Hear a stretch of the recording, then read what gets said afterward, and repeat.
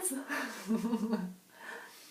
My name is Rebecca, and I am sitting next to a plant and a lamp, and I'm in my room. Here I am. Okay, so I just wanted to share a little bit about what I've been noticing in terms of exercise in my one-on-one work with people. And it's just something that I've been working with for a while and developing and observing over the last 7 years. So, okay, let me just backtrack because I'm a little bit too excited right now. These days, you go to yoga studios, you go hear spiritual talks, you read about it, about this whole mind-body connection thing. And you read about it as if the mind and the body are separated and now we need to bring them together, right? And I'm just going to be completely clear. I think that is a bunch of crap. I think that the mind and the body have never been separated.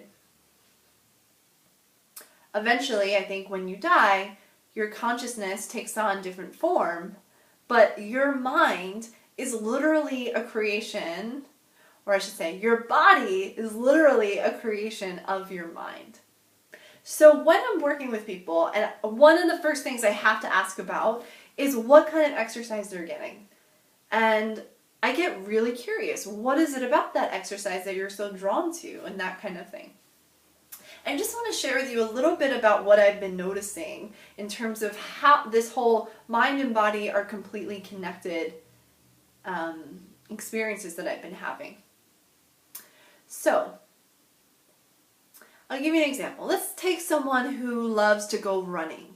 Running is a very lateral, forward movement, right? Very one foot in front of the other kind of deal.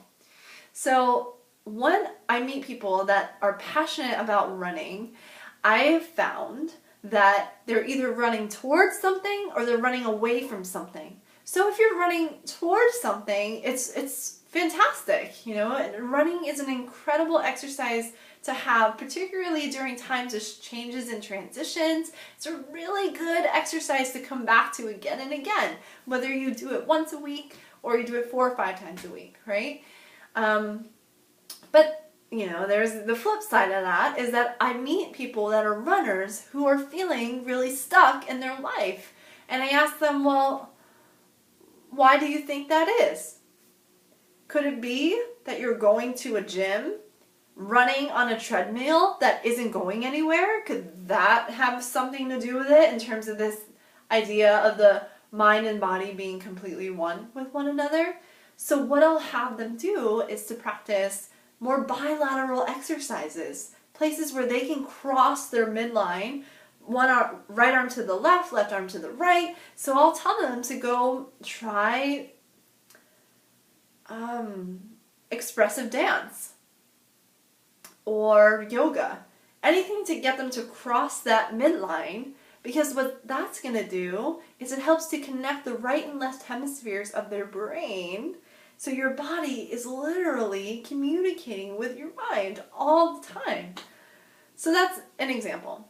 Another example would be dancers. Dancers are an excellent example. Dancers tend to be the most empathic people you will ever meet.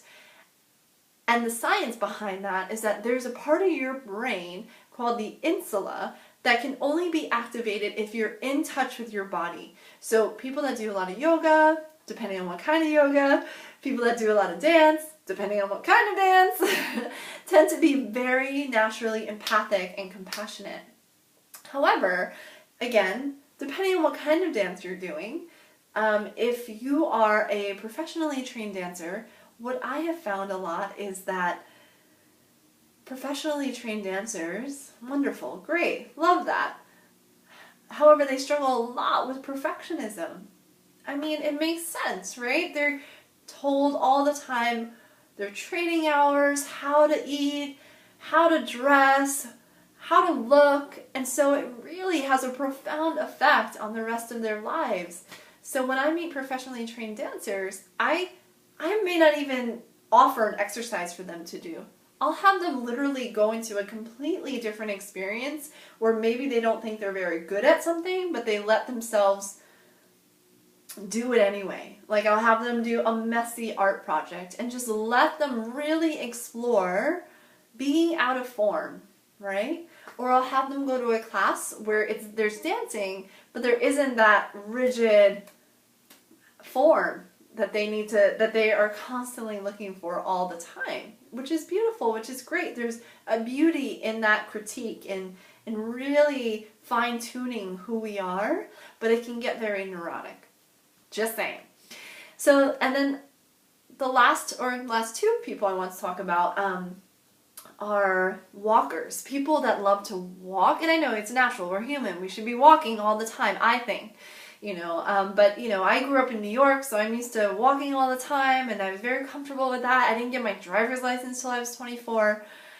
And what I've noticed is that people that walk a lot tend to be really sensitive people. And I don't mean just like emotionally sensitive, I mean environmentally sensitive.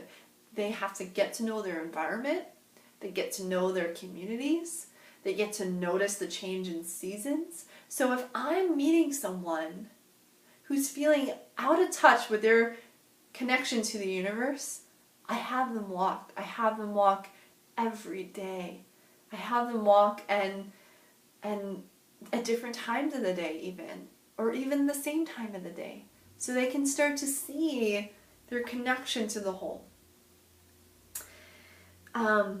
And it's interesting, right? Because we're based in a driving culture where people don't get to walk as much, and we're having a huge problem in getting people to realize all the environmental issues that we're causing that could be stopped. So walking is a great tool to really feel your connection to nature, to the seasons, to people. It's wonderful.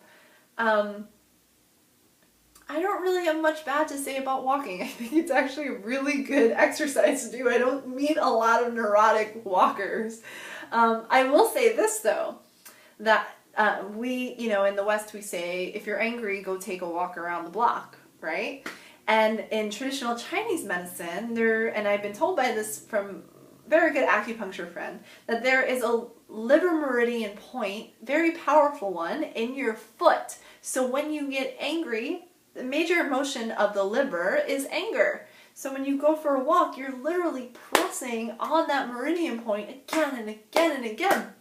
So that whole go walk around the block thing has a lot of roots in traditional medicine, which I think is really fascinating. And I'm always interested when I hear those crossovers and those parallels. And then the last thing I'll talk about, and just because I'm a yoga teacher, I should talk about it, are people that are hooked to yoga. Great, love yoga, wonderful. When it's done with alignment and with principle, it's an incredible practice that I think you can do daily. The issue, or I should say, what I've noticed about people that are really hooked to yoga, they tend to use their time on their mat to feel their anger, their feelings, their sadness. They pour sweat, or maybe they don't pour sweat. Maybe they're doing a more restorative practice. I don't know. But it's a way, it's become an outlet for so many people to just get through the day without being overly medicated. And I really have found this. The issue with that is when you are stuck emotionally, depression, anxiety, anyone who's practiced yoga for a long time knows there's a plateau that happens in your practice. And what I have found is that many people will reach that plateau, continue just doing yoga like it's just a habit, just becomes a routine, just like any other exercise.